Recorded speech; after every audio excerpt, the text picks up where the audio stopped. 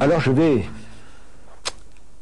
vous demander ici d'accrocher vos ceintures, de tenir compte que le vrai peut quelquefois n'être pas vraisemblable. Vous allez entrer dans la fantasmagorie la plus délirante et qui est terriblement réelle.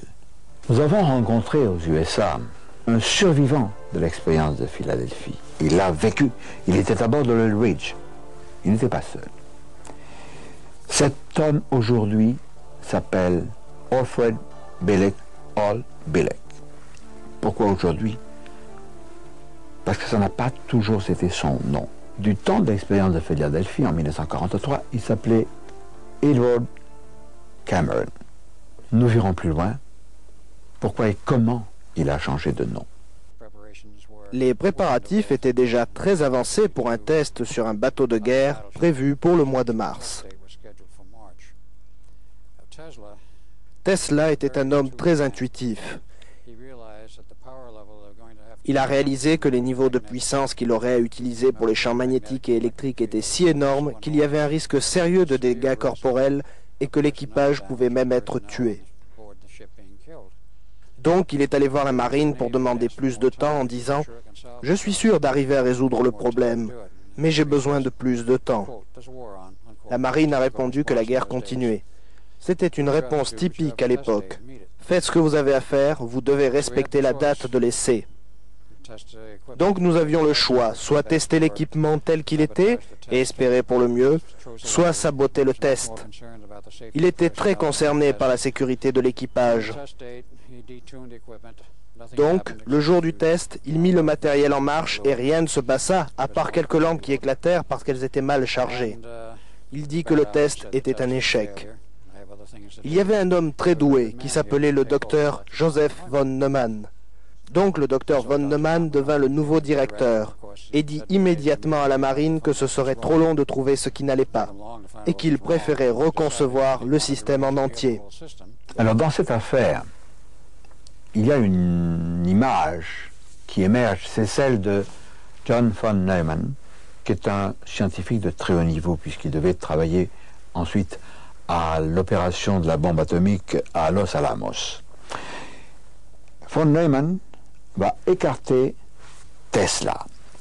Tesla, dont voici une remarquable biographie classique, parue chez Belin, fort intéressante. C'est lui qui a construit un récepteur radio géant pour RCA, la Radio Corporation of America, qui était la chaîne numéro 1. Ce récepteur, avant qu'il ne le confie à RCA, lui avait permis de capter des messages extraterrestres, d'une espèce humanoïde qui venait des Pléiades, ou d'une confédération de mondes de la région des Pléiades, la région cosmique des Pléiades. Il communiquait. Certains disaient qu'il comprenait une langue étrange que parlaient ses interlocuteurs d'ailleurs. Il a donc été éliminé.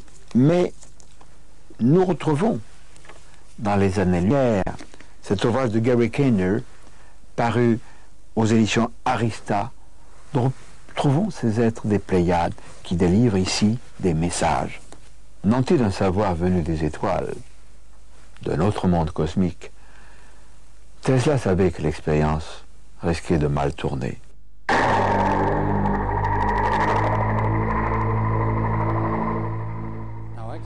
J'étais monté à bord avec mon frère Duncan Cameron. Je ne m'appelais pas Al Bielek à cette époque, mais Edward Cameron. J'étais né le 4 août 1916, Duncan en mai 1917. Notre père était Alexander Duncan Cameron Sr., qui était lui aussi dans la marine. Nous étions à l'intérieur du poste de contrôle, derrière un blindage en acier. Les portes aussi étaient blindées. Tout a été normal pendant 30 secondes, et puis nous avons vu les tubes électroniques éclater par vagues. Il y en avait 3000 pour contrôler les bobinages générant les champs. Avec l'interrupteur principal, nous avons tenté de couper l'alimentation, mais les manettes étaient figées et nous n'avons pas pu les bouger.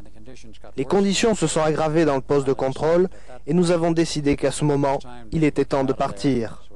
Nous avons ouvert la porte blindée et couru dehors. Sur le pont, les marins paniquaient, mais personne n'était encore incrusté au pont à ce moment-là. Tous les deux, nous avons eu un éclair de génie. Sautons par-dessus bord. Nous sommes passés au travers d'un étrange phénomène, qui ressemblait à un tunnel avec des éclairs de lumière ou quelque chose de ce genre-là. D'après ce que nous avons pu estimer, cela a duré 2 minutes. Nous nous sommes relevés sur de la terre ferme, pas dans l'eau, de nuit, dans une sorte de périmètre militaire. On savait qu'on était sur une sorte de base militaire. Des hommes de la police militaire nous ont amenés dans un bâtiment où nous avons pris un ascenseur. Nous avons descendu plusieurs niveaux vers une installation souterraine. Les portes de l'ascenseur se sont ouvertes et nous avons été accueillis par un civil. Il nous dit alors « Bienvenue messieurs, je vous attendais. Je suis le professeur von Neumann. » C'était en 1983, comme nous nous en sommes rendus compte plus tard. J'ai demandé « Qui êtes-vous » ? Vous ne pouvez pas être le docteur von Neumann, car il est beaucoup plus jeune et nous l'avons quitté il y a à peine 1 heure. Il nous a répondu « Nous ne sommes pas en 1943, mais 1983, 40 ans plus tard, et je suis le même homme plus âgé de 40 ans. » On était là depuis 12 heures quand il va nous parler. « Messieurs, nous devons vous renvoyer vers l'Eldridge. » Je lui demandais comment il allait faire ça. Il a répondu « Nous avons une maîtrise totale de l'espace-temps, ici, au projet Montauk. Vous devez retourner là-bas et détruire l'équipement, car nous ne pouvons pas le contrôler d'ici. Les générateurs fonctionnent toujours sur l'Eldridge, et il est coincé dans une bulle de l'hyperespace. Donc, nous devons vous renvoyer là-bas, et vous devez détruire l'équipement pour que le bateau retourne à son époque normale dans les installations navales de Philadelphie. » Donc, ils nous ont renvoyés.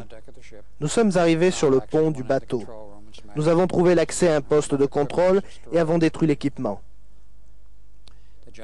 Les générateurs ont commencé à s'inverser. On a su que c'était terminé à ce moment-là. On est sorti du poste de contrôle pour retourner sur le pont. Et c'est là que nous avons vu les 2 hommes incrustés dans le pont de métal et 2 autres mélangés au blindage. Un 5e avait la main prisonnière dans l'acier. Je suis passé au-dessus de l'un d'eux qui avait la tête et les bras qui sortaient du métal. Duncan a vu toute cette panique, ces gens mélangés à l'acier, et il m'a regardé l'air de dire « Viens avec moi ».